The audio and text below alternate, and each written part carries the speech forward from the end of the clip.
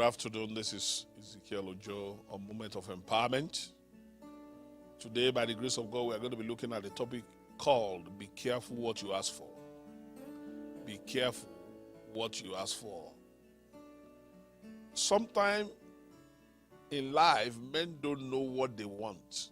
Sometimes we think we know what we want, but the truth is we don't actually know what we want. What really do you want from God whenever you approach Him in prayers? Jesus Christ, in teaching His disciples how to pray, in Matthew chapter 6, from verse 10, said, "Thy kingdom come, thy will be done in earth as it is in heaven." How many Christians are truly desirous of God's will rather than their own will when praying to God? Many times God's will may not look pleasant to us if God reveals His will concerning His situation to us. But at the end of the day, His will is still a perfect will. In 1 Samuel chapter 8 from verse 5 to 7, 1 Samuel chapter 8 from verse 5 to 7, the Bible says, the children of Israel obviously got tired of God's choices for them in leadership, and they rather prefer to have a king like other nations. They got tired.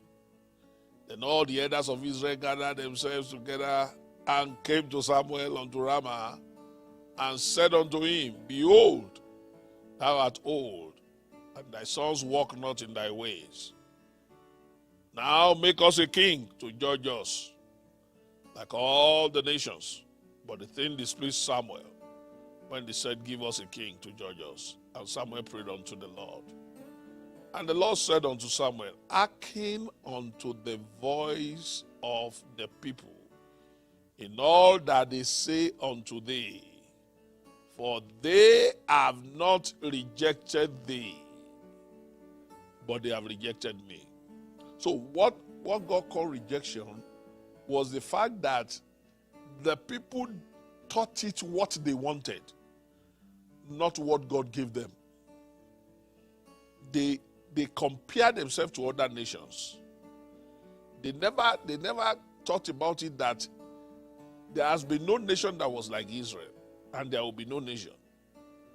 The way God dealt with Israel was peculiar. They are special. But they wanted to have what other nations that are not the same with them before the eyes of the Lord.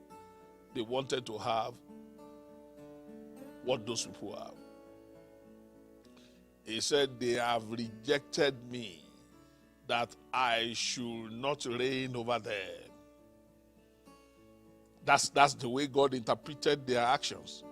Though the people did not say, "Don't let God reign over us."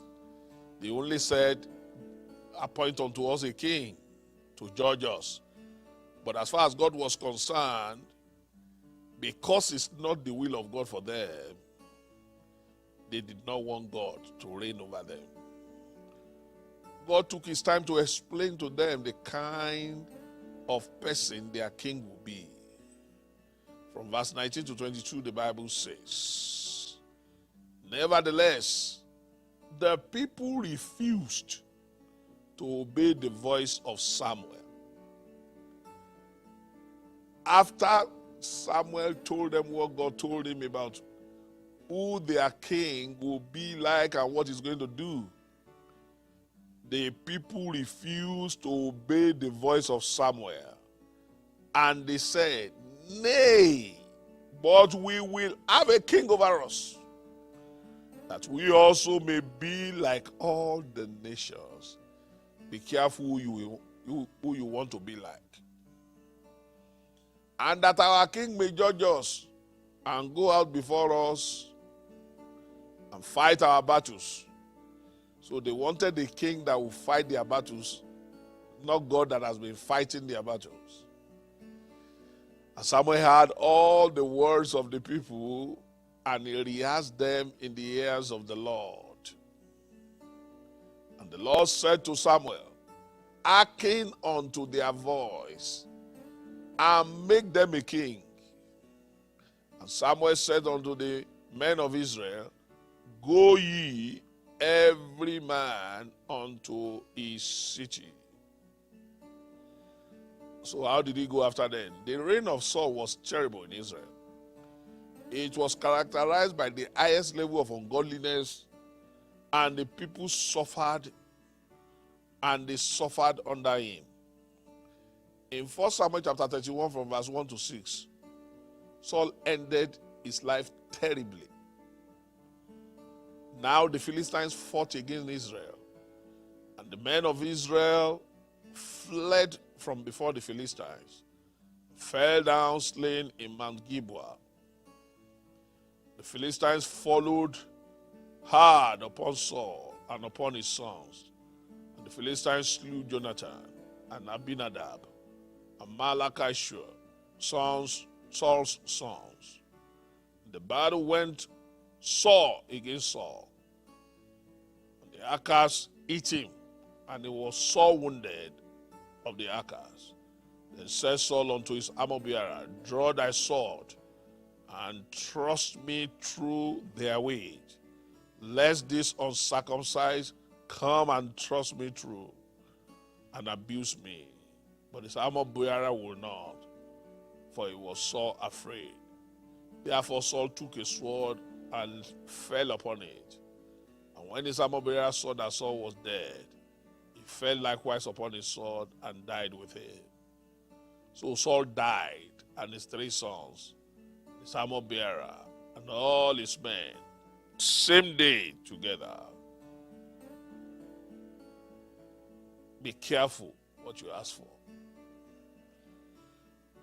The second story can be found in Matthew chapter 14 from verse 1 to 12. Herodias,